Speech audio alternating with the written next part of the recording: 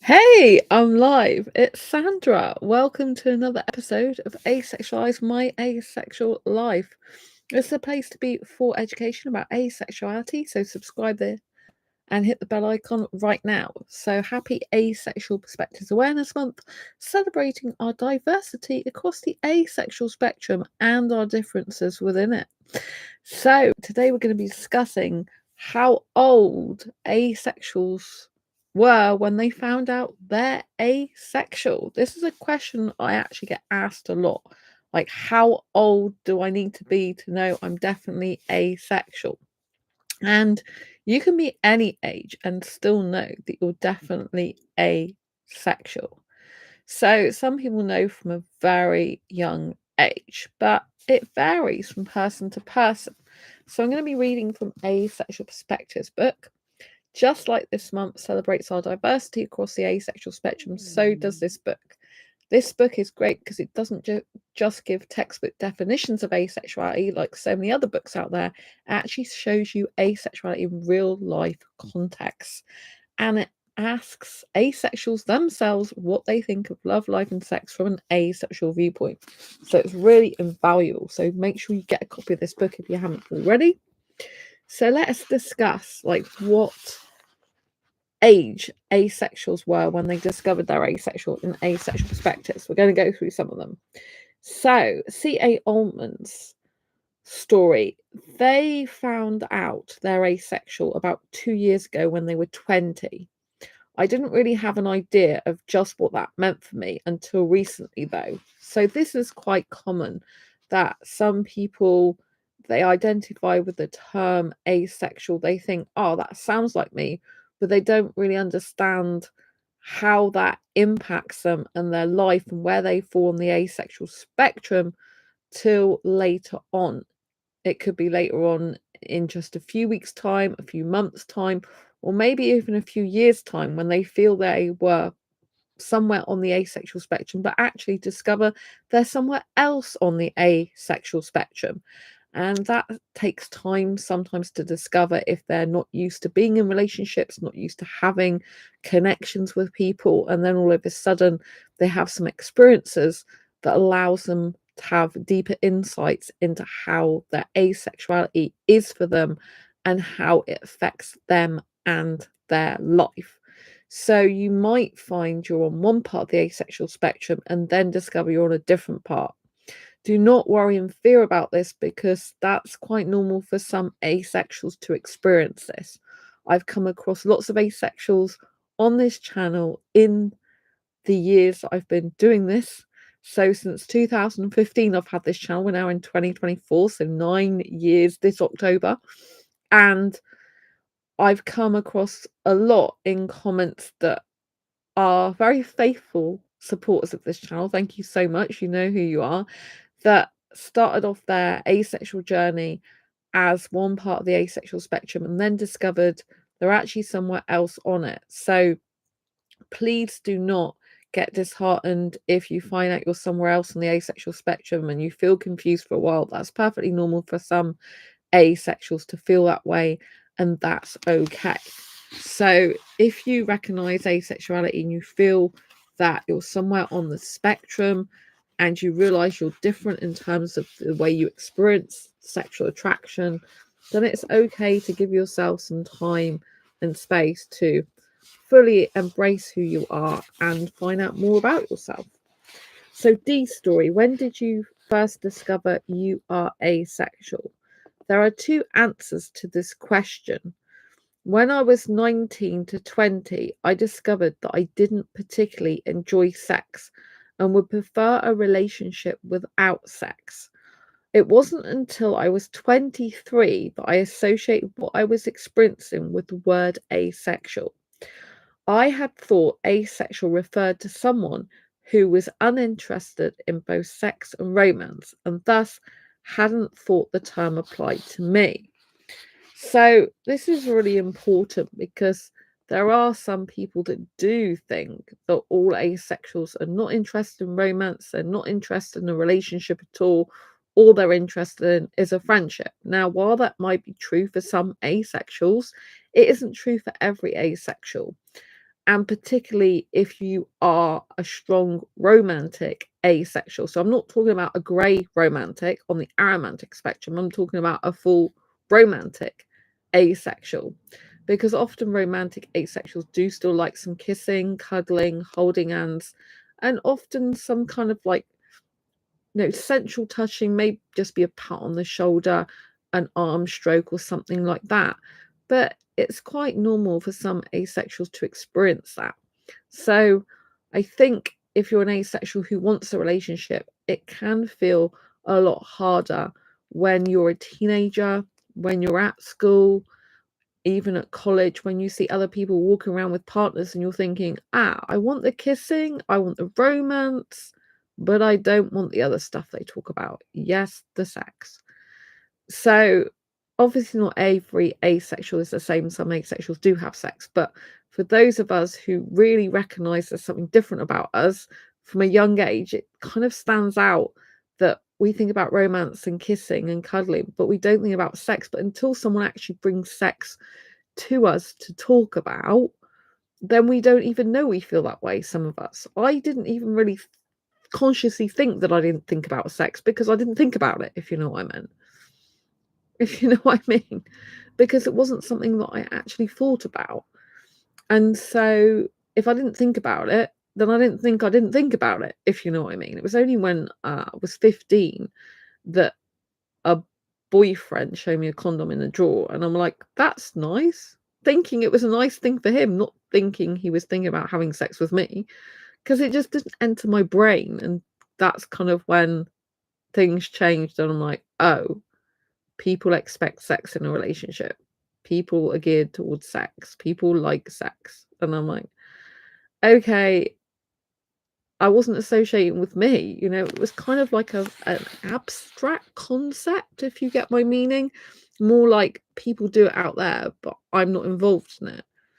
And so as an asexual, I think we have this type of thinking, this wiring, this makeup, where we're kind of distanced from it. And if we're not thinking about sex at all, we don't usually think we don't think about it because we're not thinking about it. It's only when it's brought to our attention that, oh, relationships usually have that, and that's what people like to do to us or with us, that we kind of like end up noticing it and thinking, oh, okay, yeah, I didn't really think about this, wasn't really thinking about this at all I was thinking about is like I guess a teenager style relationship style. I said teenager style. At that time I was 15, so I was a teenager, and my boyfriend at the time was 18, so he was legal consensual age for sex. I wasn't. I was underage, and he wanted to do that with me. So he was the one actually in the wrong, very, very wrong, because he tried to do that, and luckily I stopped him. So that wasn't great. That's not why I'm asexual, because I have had sex in the past. I'm an asexual that's had sex in the past, and I had that after that happened. So I just don't want sex. I'm not interested in it personally for me. So I actually attended a meetup group online earlier, and we ended up talking about sex and relationships because I brought up asexuality and said that I'm not interested in sex, and they didn't really understand it. And then one woman at the end was quite insulting because she's like, oh, you've had a trauma, because I told her that I had a forced birth, because I said that, because she was asking about attachment styles, and I said, oh, I've got an anxious attachment, but I was actually born into trauma because my mum was in labor for like over 15 hours, and I was a distressed baby, so I was like born into trauma because I do have actually generalized anxiety disorder besides having an anxious attachment style.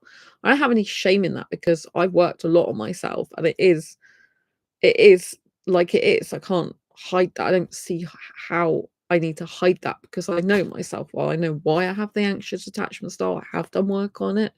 I still do more work on myself, but I was actually born into trauma. And the reason that's important is because a lot of people have a reference from when they didn't have trauma in their life, whereas I had it before I was even born.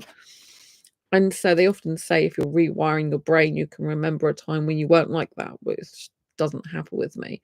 But it was quite insulting because the woman in the end of the meetup, she said, oh, so that's why you're not wanting babies. I didn't tell her I didn't want children. I said I was asexual and didn't want sex. And she goes, oh, that's not why you're not wanting babies, because you are avoidant, because you were traumatized in your birth.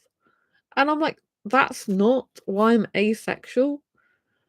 And because that's what she was saying, that was asexual. I said, that's not why I'm asexual. I said, I'm not asexual because of trauma. Trauma's not, asexuality is not some sort of disease or illness, or there's something wrong with my hormones or anything like that. I said, I knew I didn't want children when I'm 15 years old. That's way before I found out I was asexual. And so I've always been like that, and I don't want that in me. I thought it was so rude, and I said it's very insulting to speak to asexuals like that. I actually said that. It was only a group of 4 of us, luckily, but I thought I didn't even want to be there when she was being like that, so rude. I said it's very insulting to asexuals saying stuff like that. And it really annoys me when people think that you don't know your own mind. I mean, this person is not an expert in this. I mean, she knows about attachment styles, but she was saying that she's hypersexual, so she was the opposite to me. But I was praising her, saying that's great, you know who you are. It's great that you're hypersexual. It's great that I'm a hyper romantic, that we're both comfortable with who we are. It's great that you're like that for you. It's great I'm like that for me. So I was acting as though we're equals. Like, she's saying she's a hypersexual. I'm glad that it's good she knows who she is and she enjoys that. I'm a hyper romantic. I'm not interested in sex, and it's good that I'm like that. But then when she said that at the end, I thought that's just so horrible. Trying to, because I didn't have to tell them that. And being asexual has got absolutely nothing to do with the fact that I was a distressed baby in the womb. The whole point of me telling that is because I was trying to say I do have a generalized anxiety disorder condition, and I had pre-birth trauma. So my anxiety stems back from even before I was born. So that's how come I've got the condition, plus other things, And I just thought, and I didn't. So I was trying to say that's why I have anxiety, not why I'm asexual. And she just completely missed the point. But also, it's so rude, And I did say it's very insulting to speak to asexual. Like, she said, I'm not coming back to the meetup again after I said that. She started asking my age. I'm like, I'm not interested. She was asking me all about sex stuff, like, oh, would you have oral sex and stuff like this in front of the group? And it's just like, but yeah, I might. If she's not going to be at the group, I might go back to the group, because the other 2 people in the group were fine, but I just found it really insulting. There's nothing wrong with being asexual. Like, if I can accept the fact there's heterosexuals in the world and hypersexual people, why can't they just accept the fact that I'm asexual, hyper-romantic, not interested in sex? It's simple, isn't it? You just accept someone for who they are. You don't trying to fathom out what's wrong with them to make them be the sexuality they are. It's just ridiculous. It's just ridiculous. I told them I'm sex repulsed for myself, but not for other people who like sex, want it, enjoy it, and it's consensual and everyone's having a great time. But you know what I mean? So I accept the fact that heterosexuals, a lot of them like sex, and I don't. But they should extend the same grace to us. You know what I mean?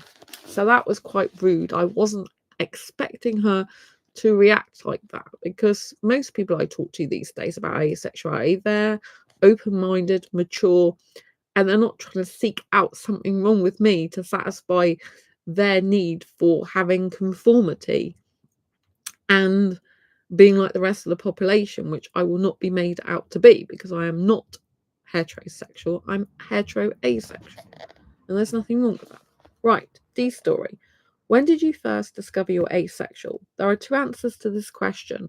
When I was 19 to 20, I discovered that I didn't particularly enjoy sex and would prefer a relationship without sex.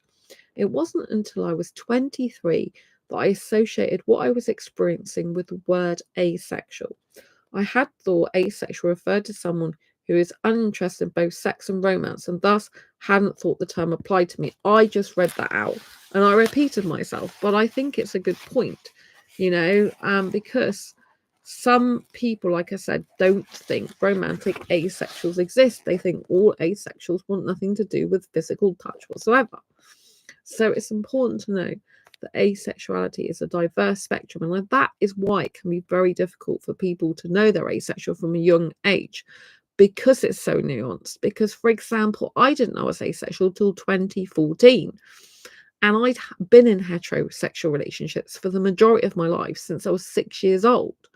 And I didn't know I was asexual because I liked kissing. At that point, I liked being touched. At that point, I did like being naked with my ex.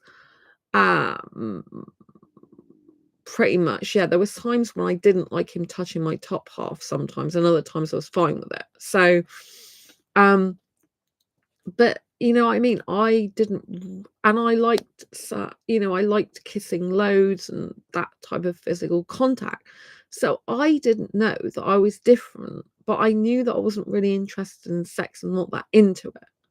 And I'd rather do the washing up, and I absolutely hate the washing up. So I knew there was something different about me. And then it was like an awakening, an epiphany. Like in 2013, when I was in a relationship briefly with a Bangladesh guy because he had an affair within 3 weeks of me being with him because he was sexual and I'm not. And I couldn't force myself to have sex with him. I couldn't bring myself to have sex with him. You should never force yourself to have sex with someone you don't want to have sex with at all, ever. But anyway, back then I did lack self-love and I wasn't confident and I didn't know I was asexual, but I knew there was something very different about me when he was very, very hot aesthetically, and I really liked kissing him, but I just couldn't have sex. And I'm like, there's something really different going on here. But I didn't realize that arousal is separate to sexual attraction. I thought they were all the same thing. And then when I found out I'm asexual because I couldn't bring myself to have sex anymore with heterosexual guys, 2011 is the last time I did that with my last long-term ex. I've never had sex with a guy since then. Then then I was like, yeah, something's different about me. I just really don't want sex. And that actually, looking back, it's been like that ever since I was born, but didn't realize it. And there was a number of instances when I thought, even back in college, for example, I had an Asian friend called Bahit, and he once invited me to his flat. I was really good friends with him. He bought me gifts back from his country when he was away meeting his family again. And he once invited me to his flat, and I just knew that no, because he might want sex with me. So I automatically thought no. And so it's obvious I didn't want sex. And then there was one of my ex-boyfriends. I was only technically like his girlfriend for a night. I knew his mum, and I met him at an engagement. I went to an engagement party and he asked me to be his girlfriend. I suggest I met up with him the next day. I kissed him. This is a very quick story that I'm making it quick. I kissed him, and it was like kissing a lizard. And I'm like thinking, I really don't like this. I should just be friends with this guy. I'm not compatible romantically with him because I don't have those feelings when I kiss him. And he invited me away to France for the weekend, and I only literally just got into a relationship with him. I'm like, no, because I knew he'd want sex with me. I wasn't interested in that. I knew that's what people asked people if they wanted sex, to go away for the weekend together, especially when they didn't know each other well. So I knew his mum, but not him. So I knew of him and I knew him, but not knew him, if you know what I mean. So yeah, I just like, yes, no. So there, it was obvious that I was asexual back then, but because I had huge aesthetic attraction for guys, and I got romantic attraction, I didn't realize arousal is separate to sexual attraction. And a lot of the guys I kissed, I used to get aroused by, which made me want to kiss them more, which for them led on to sex, which for me, I wouldn't have bothered about that. Then that's how come I was not having clarity years ago that I was asexual. I didn't realize there was any different about me, anything different, because it was kind of like sex was expected. So I went along with it and thought, okay, that's fine. That's what usually happens. But I wasn't like, I want to have sex. I wasn't like that at all, you know? And so it's very interesting how I didn't know I was asexual, I wasn't confused. confused years ago. I actually thought I was heterosexual, but obviously there was a time when I thought, there's just something different about me. And then eventually I came upon asexuality. And yeah, I'm so glad I did. So Sappho's story. When did you first discover you're asexual? I was 13 years old when I first heard of asexuality, or about 13 years old, they said. But it has taken me until very recently, the last 6 months or so, to re-accept myself as asexual. Some people don't like being asexual. They find it really hard to come to terms with the fact they are asexual. And a lot of that, I think, is mostly for asexuals who are romantic or like romance, because they feel that it's going to be very difficult to get a relationship. They're never going to have a normal kind of family life, sex, marriage, kids, romance life, especially if they're not interested in sex or repulsed by sex. And so it makes life a lot harder for them. And excuse me, I've got to move my leg. And it can be very difficult. It can make life very hard for them. And so they want to deny it. They want to feel that they're not asexual, and they want to not be that way. But you can't change who you are. If you are asexual, you are asexual. It's better to work out how your asexuality is for you, what it means to you, and how it affects your life and how it affects your relationships. The more in tune you are with your asexuality and yourself and how that affects your life and affects you in relationships, the more you can easily communicate that to someone in a potential new relationship or even friendship with you. Because obviously some people, they say they want to be friends, but they don't really want to be friends. They want to have sex with you eventually because they're attracted to you, but they just tell you that they're your friend because they know that you wouldn't like it if they told you that they're sexually attracted to you. So you've got to bear in mind that just because someone says, I want to be your friend, doesn't always mean they just want to be your friend. And it's important that we embrace who we are, because we can't change our sexuality. We can't make ourselves be something we're not. So acceptance is the key to a happier life and to a more fulfilling life. Yes, some of us may never ever end up in a relationship. We may always be single forever, but that isn't necessarily a bad thing. There are lots of things you can do when you're single. You can stay up as late as you want. You can do what you want when you want. You've got no one breathing down your neck, no one telling you what to do, no one you're living your life for you. You've got no one to answer to. You can literally be free to do what you want, go where you want, with whom you want, do whatever you want, take off on holiday if you want, travel if you want, do whatever job you want, move around the country, move around the world if you want. There's a lot of benefits, but I do know it's hard. Like sometimes I would really like a lovely partner for me who was accepting of my asexuality, who loved kissing, loved cuddling, loved holding hands, and really prioritized the relationship, really valued being in a relationship, and understood the benefits of it. I haven't met that type of guy yet. I may never meet that type of guy. And I'm okay with that, I'd rather be single forever than be with the wrong person. But there is part of me sometimes that wishes I could have that. But then other times I'm thinking, I'm so glad I'm single. I find life stressful enough sometimes without the added complication of worrying about someone else in a relationship, because I'm the type of person that does care, I do worry about people. Even my friends I worry and care about, So, yeah. Zoe's story. When did you first discover you're asexual? I was 11 years old. Yes, I'll repeat that. I was 11 years old the first time I got an inkling I was different from other girls.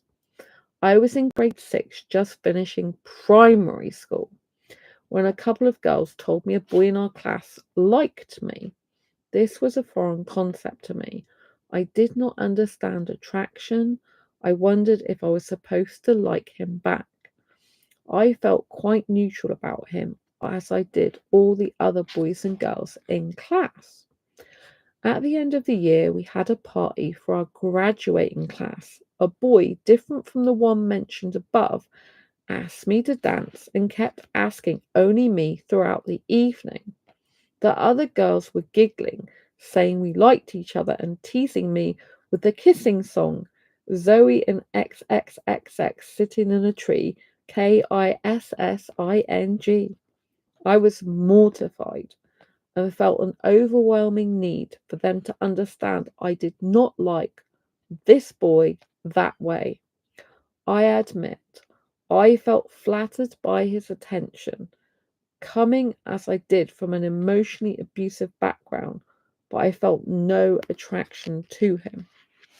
At the start of the next school year, age 12, grade 7, I returned from summer break to find all my friends' girls had changed. They talked about hair and clothes, wore makeup and nail polish. I felt like my world had done a 180-degree turn without first advising me. What had happened to all of them over the summer? Here I was saying, hey, let's play skipping rope, dodgeball, hopscotch, just as we'd done a mere 2 months prior. And they were having none of it. They wanted to walk past the boys, talk to the boys, hang around with the boys, watch the boys play sports. When had boys ceased to be the evil must be avoided at all cost entities of our childhood? Next came high school. I couldn't even fathom that a term like asexuality existed. This was the in the early this was in the 70s, and I'd had a very isolated childhood. But the fact that I was different was connected. But the fact that I was different was cemented for me over the next 4 years. I never had a crush on a boy or girl at that time, never had a date, never wanted to go to a school dance, never wanted to be around boys or even have one as a friend. I felt no physical, sexual attraction to the male of the species, a glaring opposite to what seemed like every other girl's situation. In fact, I considered boys alien entities because I just couldn't figure them out. Hindsight being 2020, I would say age 11 is when my asexuality started to assert itself, although I was unaware of what was going on at that time. I think Zoe's story is so important because it does emphasize and highlight the differences in how you feel as an asexual person at school compared to a sexual person. And it does highlight that, there's this kind of like transformation happening in front of you with all these school kids that start talking about getting off with each other and sexual terms and things and, touching and all this lot. And you're like, yeah. And it's kind of like, why are we just having all these conversations? Why is it all about this? And especially in the teenage years, the early to mid teenage years, and even like at 12 onwards, that's when people really start to talk about relationships, boys, girls getting off with each other and making comments like finger of fudge and all that lot. There was loads of people that used to say that at my school, and I didn't have a clue what that meant. I'm like, what the hell are they talking about? I know it must mean something sexual, but I don't get what they're on about. Like, why do they keep saying it? It's just weird. And they were saying like what base you're at and all this lot, which was to do with undressing, I think. Touching each other. I'm like, oh my god, this is just weird. Like, I just want the kissing and cuddling. I want the romance. I'm not interested in all this other stuff that goes with it, this adult stuff, if you like. I just want a simple nice relationship. Like, a teenager style relationship, you know, when you're kissing and cuddling, holding hands, sitting on each other's laps, kissing, you know, not worrying about what people think, and you're sat together having fun. Teenager style, I said. Consensual age. So Carrie and Pearlie's story. When did you first discover you're asexual? I may have suspected that I was asexual many times throughout my life, but always connected it to something else. Long story short, it wasn't until 2014, when I was 30, that I discovered, thanks to the internet, that I am not alone in how I feel. Technically don't feel, and it was a major turning point for me. So yeah, this person found out they're asexual in the same year as me. And I don't know if you know how I found out I'm asexual, which is quite horrifying, because I went to a counsellor and said to them that I'm worried because I do want a romantic relationship with kissing but without sex. And I'm really romantic. I love kissing, but I'm afraid that I'm going to be on my own forever, that I'm never going to meet someone because I really don't like sex. And I don't know what to do about it. I was upset. And she said the worst thing she could have said to me: you're going to have sex if you want to keep a good guy. And I was just so horrified. How could a guy be any good for me if he was expecting me to do something I didn't want to do in order to be in a relationship with him, in order to get love from him? I mean, this sends a hugely damaging message to individuals and society as a whole. It's saying you cannot be loved, you cannot be treated well in a relationship unless you're having sex. And that is totally ridiculous. Absolutely ridiculous. You should respect a person, not because the amount of sex they can give you or not give you, but because you actually care about them and respect them as a person, and vice versa. David's story. When did you first discover you are asexual? It's difficult to pinpoint exactly.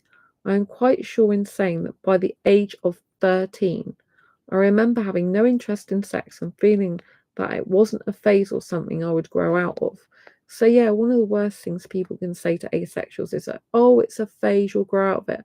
And I think a lot of teenager asexuals get that the most. It's like, you know, if a teenager asexual says to their parents or family member, oh, I think I'm asexual, it'd be like, oh, well, it's just a phase, you'll grow out of it. You know, like, you don't know what you're talking about. And that just undermines the confidence of the asexual person. It dismisses their feelings and it invalidates them. And it's really not on.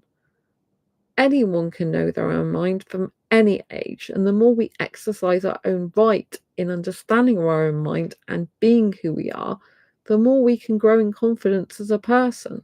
The amount of children's confidence is not by being told you don't know what you're talking about, or having authoritarian family members or parents basically override what they're saying, like they've got no mind of their own and they can't know themselves. It's very damaging, especially later in life. It can make you really question yourself, doubt your own opinions, your own views, your own self. It can cause a lot of disassociation as well. And I think people and parents should be encouraging youngsters to actually express themselves and how they feel. And if an asexual teenager says, hey, mum and dad, I think I'm asexual, say, oh, that's great. Like, have you explored that? How does it feel to you? How are you feeling about discovering this about yourself? And be gentle and compassionate and kind and supportive and loving and understanding. This is what we need from caregivers. This is what we need from family members and parents and peers and teachers. We need understanding and compassion, because everyone is different and everyone has the right to be different. Callie's story. When did you first discover you are asexual?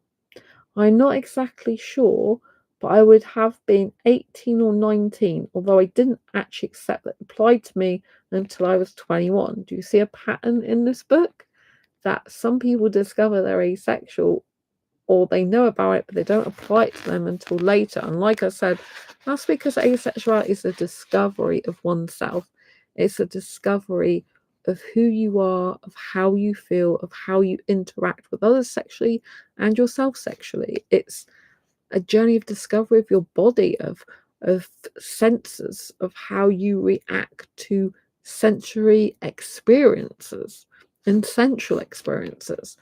And that is something that is an interesting thing and a good thing. And for some people, it does take a long time to come to terms with the fact they're asexual, because it's a rude awakening for some people. And other people, it's like an epiphany and elation feeling. So for some asexuals, they're like, oh my gosh, like me, I'm so glad I found the asexual community. Oh, I feel so relieved there's people like me. But there's other people thinking, oh my gosh, I'm asexual. I'm really worried because I'm not like everyone else, and I'm not like my friends, and I'm not like my family, and I'm not like the people I've known for years, and I feel lost and left out, and I'm never going to be the same as them, and I'm never going to fit in because they want to fit in. So you have some asexuals that don't want to fit in because they already know that they don't fit in, and they're like, can't force themselves to fit in, and they've been maybe made to feel an outcast for years, but when they finally find other people like them, other asexuals, it's like, oh my gosh, I've got my tribe, I've got my people, I'm safe now, I'm happy, I'm confident, I'm me, I can be me, and I can have others that relate to me and understand me, and vice versa. Whereas other asexuals like feel deep out of place, and because it's not what they've known for the rest of their life, it's not what they've known all other times of their life, and so it can be quite stressful and disheartening for them. So we have to understand that different asexuals have different experiences when they discover they're asexual. Some asexuals think, oh my gosh, this is amazing. Other asexuals feel disappointed that they're not the same as everyone else. Stephen Smith's story, they discovered they're asexual when they were 22, just before turning 23. So they are asexual, they don't like kissing, hugging, or sex, but they are in a relationship with a sexual person. So Isadora's story, when did you first discover you're asexual? In 2003. I was 27 years old. They identify as an aromantic asexual. They're sex positive and actually pretty interested in sex as a human behavior, but they have no desire to do it themselves. So I've read that bit out before about the fact that they have an interest in that sex as a human behavior, even though they're not interested in it, in another episode that I did. So it's quite interesting that some people are like that. But I talk about sex a lot, sometimes in an educational way, but I'm not interested in having it myself. I've done that. I'm really not needing to do it anymore, or wanting to do it. I never needed it in the first place. I thought I had to as part of a normal relationship, because that's what we're conditioned to think. So Cassie's story, when did you first discover you were asexual? I suppose I started suspecting around the time I was 11, but actually realised I was asexual around the time I was 17, when I learnt asexuality existed.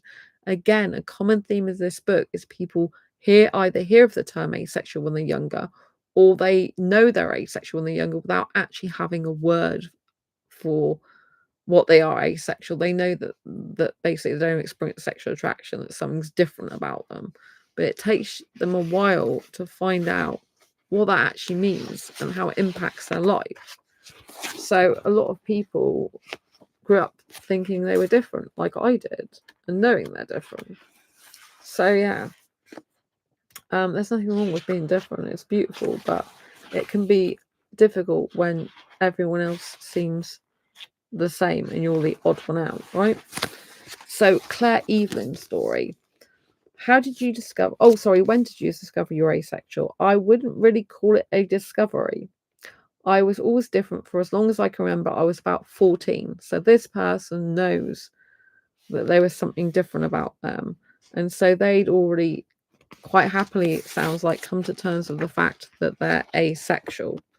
So they said, when I was 14, the people in my peer group dated and discussed boys that they were interested in. Sex became an inside joke that I didn't get. I went along with everything, making it up as I went, thinking that eventually I would understand. I knew that I simply wasn't interested in men, just wasn't interested was the best way to describe it. It was only later did I discover others that felt similar and that there was a word for what I was experiencing. So again, they didn't, they didn't discover it, what the actual word was, till later on. Waywalker's story. I was 36 years old and in the middle of a sexual relationship. I was also at university at the time getting my undergraduate degree, Bachelor of Arts. So I think it's very difficult when you're in the middle of a sexual relationship to find out you're asexual. I think that's one of the worst times for people because they're already committed to someone, yet they're thinking, oh no, there's something that I didn't realize about me. And then they've got to break it to the person they're in a relationship with. So, how did you discover you're asexual? In the middle of things, I realized I had never liked this activity. I did it to shut people up, endured it so I wouldn't be shamed for not giving my man what he needed, etc.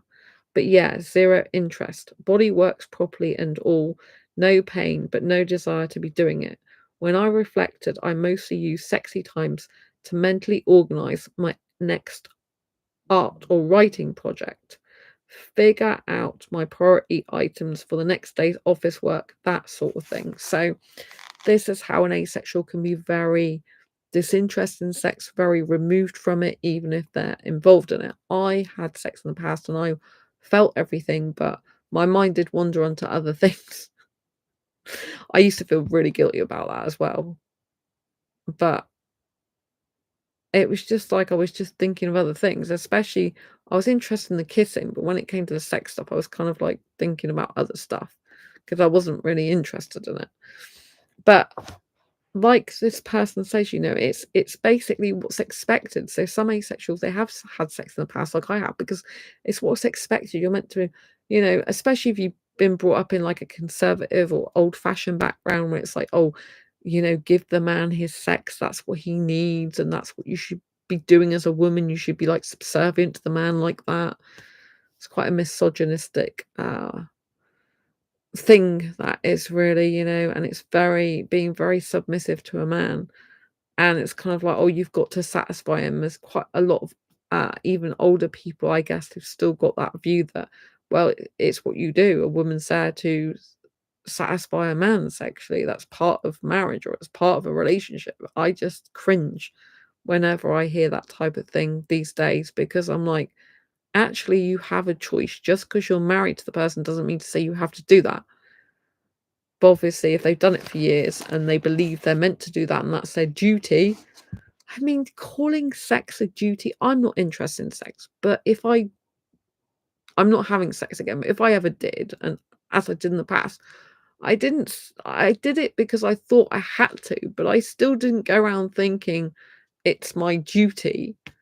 And if anyone's coming to sex from the point of view of it's my duty, it's not like you're really enjoying it. And although I don't want sex, I think whoever has sex should have enjoyment and pleasure out of it. It shouldn't be a chore. It shouldn't be like you're doing some army mission duty. It should be like you're having a fun, adventurous experience and you're enjoying it with someone, not like you've got to do it. And, like duty, like, yes, sergeant, major. Do you know what I mean? There's something very weird and a bit creepy about doing your duty like that. It's just weird, but obviously that's been passed down generation to generation, and what some generations still believe and what some women still endure in kind of older relationships. So South American Anonymous, the story. When did you discover you are asexual? When I was around 13 to 16. I used to think being genderless, asexuality, and androgynous, but it is androgyne, were the same thing. It's basically androgynous. They put androgyne, so it's not exactly the same thing. But anyway, they used to think being genderless, asexual, and androgyne were the same thing. How did you discover you're asexual? I never felt any sexual desires towards any crush or icon I ever had, but I never really questioned it. I started questioning my gender and I found out I was not only asexual but repulsed by sex. I always found sex gross. I always found genitals disgusting. I find my genitals disgusting, and I always felt awkward when people talked about sex near me or tried to seduce me in that way. So, yeah, some asexuals are really repulsed by genitals. I was talking in the meetup that I went to, this is an online meetup earlier today, saying I'm not interested in a guy below the waist. I'm not interested in that. Like, I don't need to have his genitals. I don't need to see them. Do you know what I mean? I don't need that in my life. And to me, the genitalia doesn't have anything to do with love. It's something you use to go to the toilet with, predominantly, you know. And I'm not interested in genitalia personally. Like, I don't think there's any problem with someone masturbating themselves.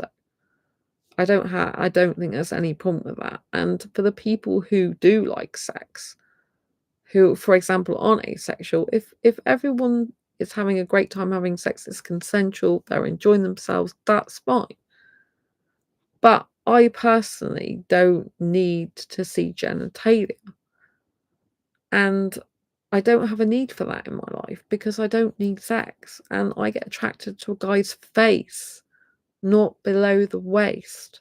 Like his face and his frame and his hair and his smile and how kind he is and caring he is and how easy he is to talk to and approachable and how comfortable I feel in his company.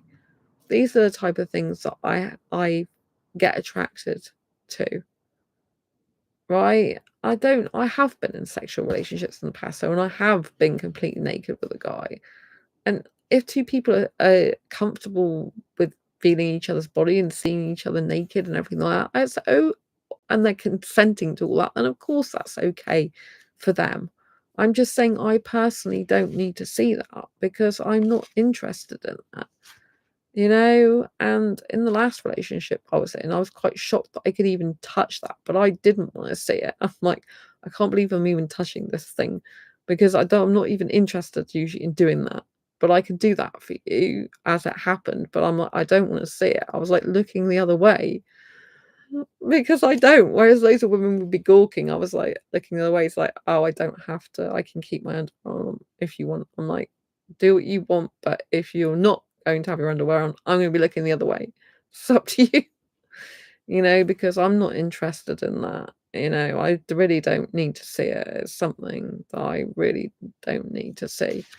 I'm not saying it's a complete bad thing. I have been naked, and I think, like in heterosexual relationships, which I was a lot in the past, I can understand why people do show each other's bodies because they're heterosexual and they're into sex and they're into bodily parts and they like seeing that about each other and they're comfortable seeing that, and I guess it makes it easier if you're coming out of the shower to be completely naked. Whereas if I'm ever in a relationship these days, then I keep covered up. Like I keep towels on me and they might see like a bit of my top chest. Like I've even done shorts videos on this channel where I've occasionally come out the shower, but they don't see me naked because I'm not interested in them seeing me naked. They may want to see me naked, but I don't want them to see me naked because I'm not comfortable with it. I don't like it. For me, my boobs are my own and they're for me. They're not for a guy, which might seem very weird, but I believe in my bodies for myself. It was made for me. It was designed for me. It's part of who I am. And why do I actually need to show that to someone unless I really want to? And I want to have the pleasure of looking at it for myself without anyone involved. And I think that's probably a very asexual thing. But there's a lot of asexuals that aren't nudity repulsed like I am. I'm nudity repulsed, but many asexuals aren't like that. Many asexuals are cool with nudity. Not all, but many. But I'm not cool. I'm not cool with the guy looking at me naked. I don't like that. I don't feel comfortable with it. I think it's my body. It's my personal thing. It's, one thing my dad did teach me from a young age is your body is your own, Sandra. You don't have to go around showing it to anyone. You know what I mean? That's yours, which was good advice. You know, not that I'm saying there's anything wrong with people who do want to do that with their partner, but I just don't like it. It makes me uncomfortable. It makes me upset. I don't want a guy touching me and the top half and stuff. I'm just not comfortable with that. And I have had that in the past, but I remember with my last long-term ex, sometimes I'd be okay with him touching me there, and other times I'd be just like, I don't want that. You know, and these days I just don't want that at all. I don't think it's necessary. And I'm single anyway at the moment, so there's no way I'm doing that with anyone else anyway, you know? And I like being single, you know? Being single has a huge benefits. So to conclude this video, you can be asexual at any age. You can know you're asexual when you're 11, 13, when you're really young, or some people don't find it out till they're 60 something years old. I've had people come in my inbox saying, I didn't find out I'm asexual till I was 62 years old, and things like that. So you can be any age. You can be in your teens, you can be school age, pre-teens, like 11, you can be 8, you can be teenager, you can be in your 20s, 30s, 60s, 40s, 50s, whatever age, 30s, you know, there is no age limit to being asexual and discovering you're asexual. The most important thing is you discover who you truly are, not who you've been conditioned to believe you are. This is so important. We embrace who we are, not who people and society condition us to believe we are. Please always remember that. Anyway, I hope you've enjoyed this video. Don't forget to grab a copy of Asexual Perspectives book on Amazon and Diary Confessions. These are my 2 best-selling asexual books. They're both on Amazon, and I'll see you soon on the next video live stream. Don't forget to subscribe, hit the bell icon so you never miss an episode. Make sure you're subscribed because it really helps this channel out, helps me raise more awareness of asexuality, get these videos out to a more global audience, and I really appreciate the support. And also, please give this video a thumbs up if you like it. Then it'll be shared and shown to more people, usually, because YouTube loves videos have activity on them. They're like, oh, this is an interesting video to people, I'll share it, as in show it to more people. So it really helps the channel to grow, and it helps me to raise more awareness for asexuality so we can celebrate our diversity across the asexual spectrum and our differences within it. Lots of love to you. Take care. I'll see you soon next video live stream. Bye.